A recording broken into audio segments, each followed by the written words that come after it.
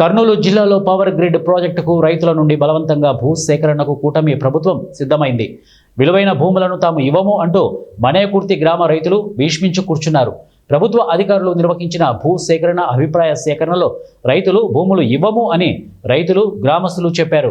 ప్రభుత్వ అధికారులు మాత్రం భూములు ఇవ్వాల్సిందే అంటూ రైతులపై అధికారులు ఒత్తిడి తెస్తున్నారు. మీరు కేవలం 6 లక్షలు అదే జనరల్ అవార్డు కింద తీసుకుంటే 6 లక్షలే వస్తుంది, లేదంటే కన్సర్న్ కింద తీసుకుంటే 18 లక్షలు ఇస్తాము, లేదంటే 6 లక్షలే మీకు, మీరు ఏమన్నా చేసుకోండి అని నిర్దాక్షిణ్యంగా దౌర్జన్యంగా బెదిరించి ఏదో ఒక నయానో భయానో చేసి వీళ్ళని ఏదో భయపెట్టి భయభ్రాంతులు చేసి మొత్తానికి సంతకం చేయాలని.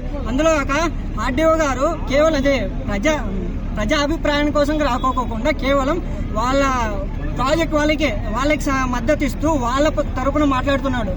ప్రజల కోసం, రైతు ఇప్పుడు ఈ మధ్య రైతే రాజు అంటారు, కానీ రైతు ఎక్కడ రాజు ఉన్నాడు? ఇక్కడ పంట పొలాలు తీసుకొని మీరు నాశనం చేసి వాళ్ళకి కొమ్ము కాసి వాళ్ళని చేస్తే ఇక్కడ రైతు ఏమవ్వాలి?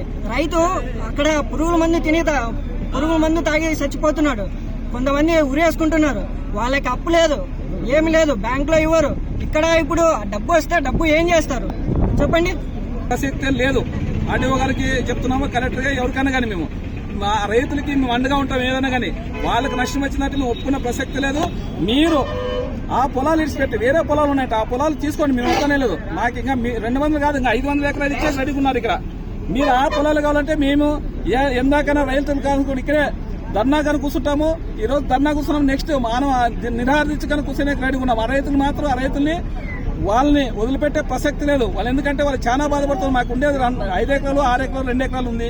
ఆ విన్ని మేము ఆ భూమి అమ్ముకొని పోతే, ఆ పండే భూమి మాకు అందించిపోతే మా పరిస్థితి ఎట్లా?